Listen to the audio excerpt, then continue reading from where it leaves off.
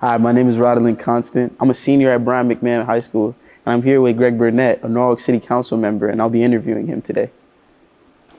Coming from a generation that's severely disconnected from the civil rights movement and what it stood for, why do you think it's important to acknowledge Black history, and what do you think it means to you? Well, I would say, first of all, Black history is American history. And Black History Month is a special time, an opportunity for us to, during that time, to celebrate, learn about Black history, share our thoughts as it relates to those that have made an impact to this country. Again, that's all part of the American culture, the fabric that has made this country what it is. So it's important to acknowledge Black history, and I think we should do that throughout the entire year. But we do have a special opportunity, a month, where we take the time to highlight the achievements of Black Americans and what it has done here in this country and the impact that it's had, especially the positive impact that it's had in so many different sectors of business, industry, education, economics, the list goes on and on. So Black history is important because it's American history, but also Black History Month is important because it gives us a time to really focus on the achievements that have been made. And most importantly, it gives us an opportunity to re-energize and recommit ourselves to the achievements that we've made and the work that we have ahead of us. And as a young person, I hope that you embrace the work and the activities that go on during Black History Month so that you too can become energized about your future in this country and your contributions. So earlier you told me that you worked at IBM for 35 years and you served as a city council member for 8 years running. How have you seen the contributions of Black Americans before you shape the industry or field that you work in? That's a great question because I come in contact with so many powerful and influential people throughout my professional career, as well as serving as a council member. I would have to look at one specific individual who is currently my mentor, Ted Childs. He served as Vice President of Human Resources at IBM and currently is a global strategist in terms of diversity for global organizations. And back in the 70s, when in the early 80s, when diversity was not really looked upon as a key derivative in terms of making a difference for corporations.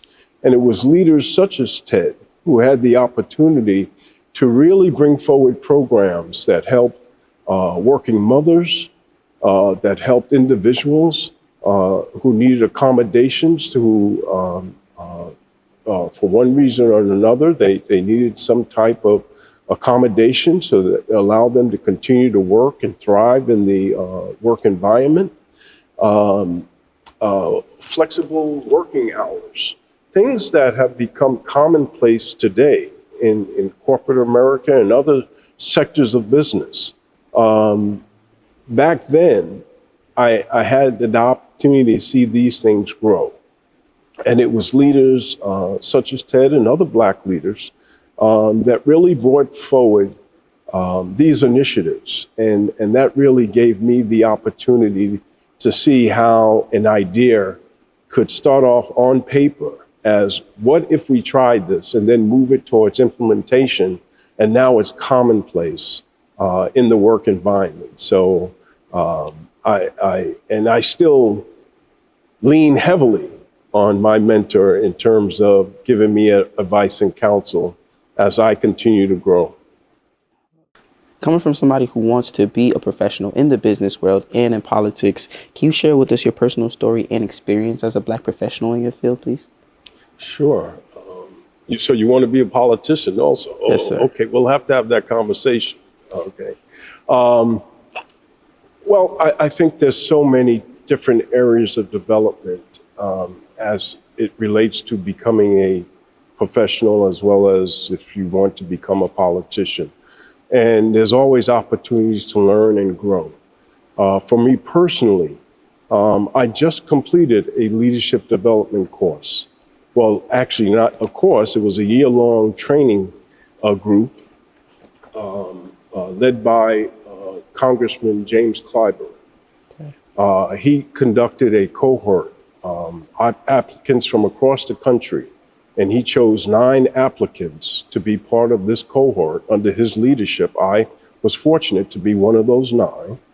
And throughout 2024, I had the opportunity to meet Congressman Clyburn on several opportunities, as well as other key Black leaders, to sit down with them one-on-one and talk about the history of politics in this country, because history has a way of repeating itself. So it's important that we learn our history so that we can understand what's ahead of us.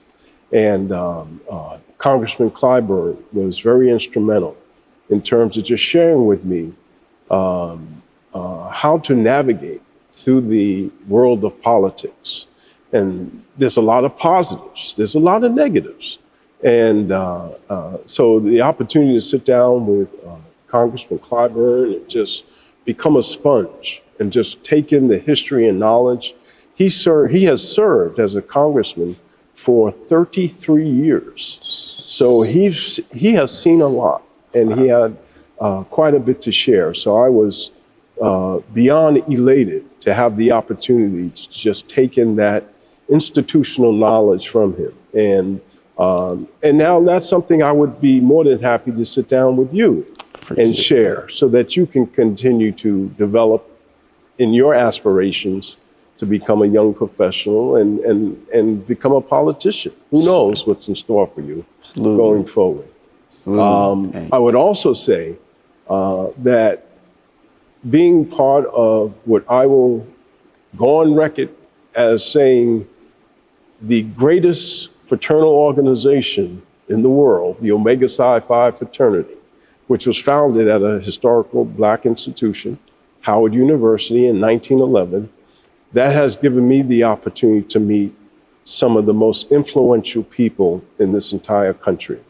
And I strongly, strongly recommend that any young person like yourself with aspirations would look towards becoming a member when the opportunity came before you. Absolutely. So earlier we talked about my generation, the severe disconnect with us in the civil rights movement. What can I do now to build upon what you and generations before you have achieved?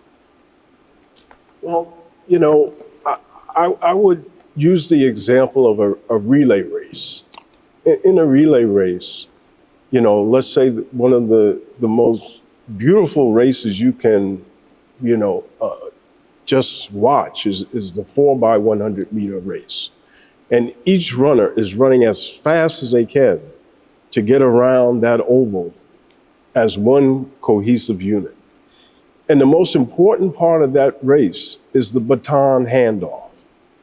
From the first runner to get the good start, they make the exchange to the second runner. Second runner then has to make the exchange to the third runner, and finally the anchor leg. I think what you can focus on is being prepared for the baton. When my generation, at some point, we're going to have to look at you to make that baton handoff. And it's our responsibility to ensure that you're ready to get the baton. So that means you have to be prepared to take on the responsibility of taking that baton to the finish line. That means you have to work hard and be prepared to accept the baton. You have to understand the responsibilities associated with getting the baton. And you don't have to do it alone.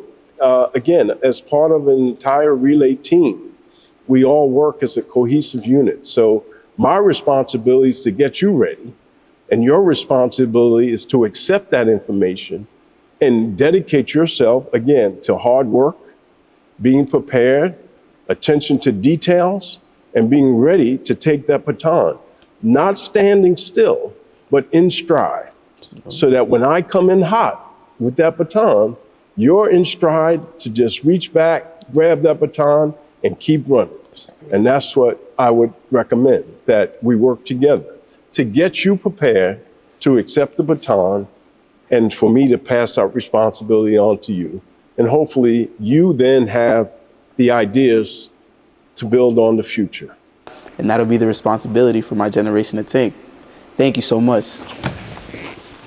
Thank you.